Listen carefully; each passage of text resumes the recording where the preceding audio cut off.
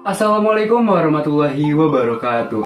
Halo teman-teman semua, gimana nih kabar teman-teman semua hari ini? Semoga dalam keadaan sehat selalu ya.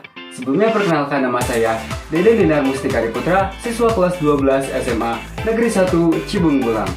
Baik, di video kali ini di sini saya akan menceritakan, menjelaskan dan membahas mengenai materi biologi yang ada di kelas 12 semester 1, yaitu materi pertumbuhan dan perkembangan pada tumbuh-tumbuhan. Wah, menarik banget kan? Tanpa berlama-lama, yuk simak videonya. Pertumbuhan dan perkembangan itu sendiri sebetulnya kalau didefinisikan, kalau kedengarannya itu hampir mirip ya kan? Tetapi sebenarnya berbeda jauh teman-teman. Apa sih perbedaannya? Langsung kita bahas yuk. Perbedaan utama sebetulnya dari definisi sudah jelas. Yang namanya pertumbuhan itu merupakan perubahan fisik yang terjadi seperti volume, tinggi, dan massa karena adanya pertambahan sel-sel dalam tubuh.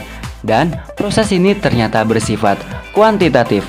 Kalau mendengar arti kuantitatif, berarti itu proses yang dapat diukur teman-teman. Mau teman-teman bertambah tinggi, bertambah lebar, itu dapat diukur. Selain bersifat kuantitatif, dia juga bersifat irreversible. Artinya, irreversible itu berarti tidak bisa dibalik prosesnya atau tidak bisa kembali seperti semula. Jadi kalau teman-teman bertambah tinggi, nggak mungkin tambah pendek kan? Contoh yang paling utama proses pertumbuhan, salah satunya pada tumbuh-tumbuhan. Contohnya yaitu batangnya bertambah panjang, akarnya bertambah panjang, batangnya bertambah lebar. Nah, sedangkan kalau perkembangan merupakan proses menuju kematangan fungsi organ atau biasanya ditandai dengan kedewasaan. Kalau pada manusia, kedewasaan itu biasanya muncul pada saat pubertas. Nah, kalau kedewasaan pada tumbuhan itu seperti apa sih? Contohnya nih, muncul bunga, muncul cabang, muncul buah.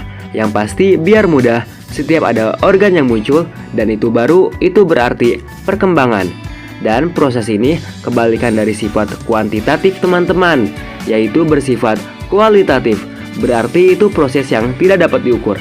Kalau batang tumbuh tinggi, itu kan bisa diukur ya. Nah, kalau berbunga bagaimana? Jadi kebalikannya, proses perkembangan ini bersifat kualitatif teman-teman. Kalau kita berbicara mengenai pertumbuhan itu sangat banyak kan ya. Ada pertumbuhan hewan, ada pertumbuhan manusia. Tetapi kali ini kita akan bahas pertumbuhan pada tumbuh-tumbuhan. Pertumbuhan pada tumbuh-tumbuhan ini dibagi menjadi dua teman-teman, yaitu ada pertumbuhan primer dan ada pertumbuhan sekunder. Kita bahas satu-satu ya. Kalau pertumbuhan primer berarti itu pertumbuhan utama. Maksudnya adalah pertumbuhan ke arah pemanjangan, dan itu terjadi pada jaringan-jaringan meristem primer. Kalau berdasarkan arahnya, meristem primer ini dibagi menjadi 3 teman-teman. Apa aja sih? Di antaranya, yang pertama ada daerah pembelahan. Daerah pembelahan ini berada di bagian ujung-ujung, ada di ujung akar dan ujung batang. Lalu yang kedua ada di daerah pemanjangan.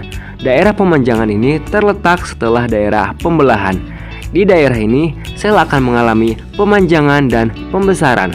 Akibatnya, tumbuhan pun akan menjadi lebih besar dari sebelumnya. Dan yang ketiga ada di daerah diferensiasi. Daerah diferensiasi, daerah yang sel-selnya mengalami perubahan fungsi menjadi jaringan yang lebih kompleks, seperti misalnya epidermis, korteks, xilem, floem, dan sklerenkim. Nah, kalau pertumbuhan sekunder bagaimana? Kalau untuk pertumbuhan sekunder, ini lebih ke arah pelebaran teman-teman. Kalau pelebaran, jaringan apa sih yang melakukan pelebaran? Jaringan yang melakukan pelebaran itu sama-sama dilakukan oleh jaringan meristem teman-teman. Cuma bedanya, kalau ada jaringan meristem primer, pasti ada jaringan meristem sekunder dong. Nah, jaringan meristem sekunder ini identiknya dengan kambium. Kambium ini dibagi dua teman-teman. Ada yang namanya kambium vaskuler, lalu ada juga yang namanya kambium gabus. Kambium menyebabkan pertumbuhan sekunder, sehingga batang bertambah besar. Yang pertama ada kambium vaskuler. Aktivitas kambium vaskuler ke arah luar akan membentuk floem atau pembuluh tapis, dan ke arah dalam akan membentuk xilem atau pembuluh kayu. Karena kita berbicara mengenai pertumbuhan sekunder, floem yang dihasilkannya pun floem sekunder. Begitu pula dengan xilem. Xilem yang dihasilkannya pun xilem sekunder. Lanjut, yang kedua ada cambium gabus atau velogen. Aktivitas cambium gabus ke arah luar akan membentuk velum atau lapisan gabus, dan ke arah dalam akan membentuk veloderm atau korteks sekunder. Pada umumnya, velum merupakan sel-sel mati, sedangkan veloderm merupakan sel-sel hidup. Tadi kan kita sudah membahas mengenai pertumbuhan pada tumbuh-tumbuhan. Ada pertumbuhan primer dan ada pertumbuhan sekunder. Nah, sekarang kita akan bahas mengenai awal mula dari pertumbuhan. Yang namanya awal pertumbuhan pasti ada perkecambahan.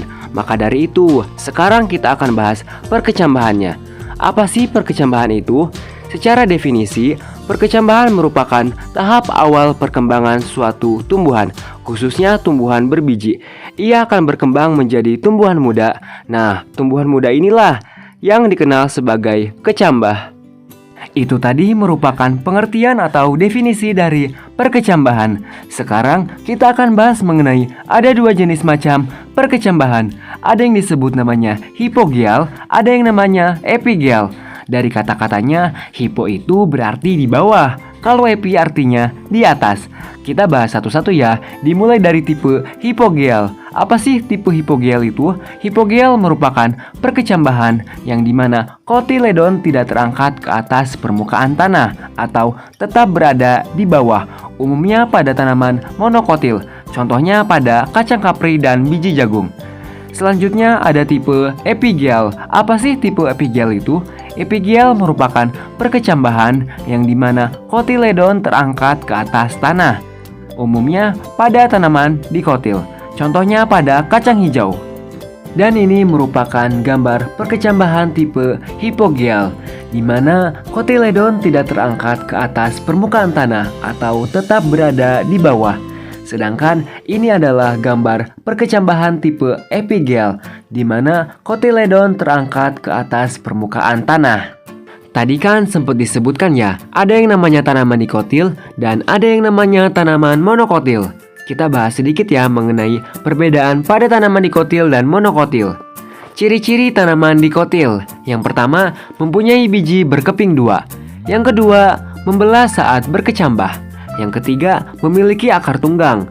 Yang keempat, memiliki batang bercabang. Dan yang kelima, tulang daunnya oval atau berjari. Contoh dari tanaman dikotil yaitu kacang hijau, mangga, dan pepaya. Sedangkan ciri-ciri tanaman monokotil yaitu yang pertama, memiliki biji tunggal atau berkeping satu. Yang kedua, memiliki akar yang berserabut. Yang ketiga, tidak membelah saat berkecambah. Yang keempat, memiliki daun halus dan bertulang sejajar. Dan yang kelima, memiliki batang tidak bercabang dan beruas-ruas. Contoh dari tanaman monokotil yaitu jagung dan kelapa. Setelah perkecambahan, sekarang kita akan membahas faktor-faktor pertumbuhan perkembangan pada tumbuh-tumbuhan. Faktor pertumbuhan perkembangan itu ada dua teman-teman. Ada yang namanya faktor internal, ada juga yang namanya faktor eksternal. Kita bahas faktor internal dulu ya. Faktor internal atau faktor dalam diantaranya. Yang pertama ada faktor genetik. Lalu ada juga di sini faktor hormon atau disebut juga dengan fitohormon. Sekarang kita akan bahas hormon-hormon pada tumbuhan. Ada 7 hormon di sini. Yang pertama ada hormon auksin. Hormon auksin berfungsi untuk dominansi apikal. Artinya ada proses pemanjangan, tapi di ujung-ujung tunas. Selain membuat pemanjangan, auksin juga bisa membuat buah yang tidak ada bijinya atau penghambat pembentukan biji. Lalu berfungsi sebagai etiolasi yang membuat pertumbuhan cepat di tempat yang kurang cahaya. Hormon yang kedua ada hormon sitokinin. Hormon ini berfungsi untuk merangsang pembelahan sel, dan hormon ini juga berfungsi untuk penghambat penuaan. Yang ketiga ada gas etilen, berfungsi untuk pemasakan buah. Yang keempat ada hormon gibberellin.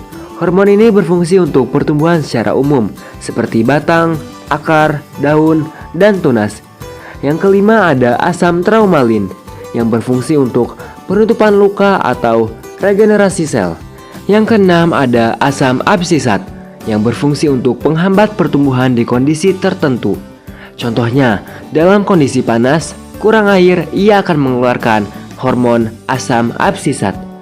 Dan Yang terakhir ada hormon kalin. Secara umum, kalin berfungsi merangsang organ.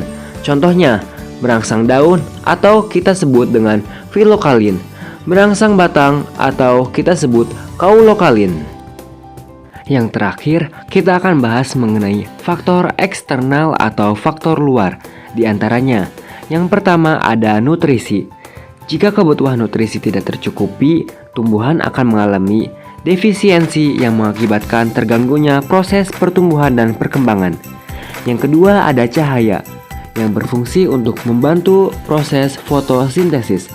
Yang ketiga ada suhu, yang berfungsi untuk mempengaruhi aktivitas enzim dalam tumbuhan. Yang keempat ada kelembaban, yang berfungsi untuk mengatur proses perkecambahan. Dan yang kelima ada aerasi. Jumlah oksigen di dalam tanah sangat penting sekali untuk proses aerasi akar sebagai pertukaran udara di dalam tanah. Nah, gimana teman-teman semua sudah paham belum nih sama materi yang disampaikan tadi? Semoga teman-teman semua bisa memahaminya ya. Dan jika ada yang ingin tanyakan, teman-teman bisa langsung tanyakan di kolom komentar. Sekian video pembahasan dari saya. Semoga video pembahasan materi pertumbuhan dan perkembangan pada tumbuh-tumbuhan bisa bermanfaat dan dipahami oleh teman-teman semua. Terima kasih. Wassalamualaikum warahmatullahi wabarakatuh.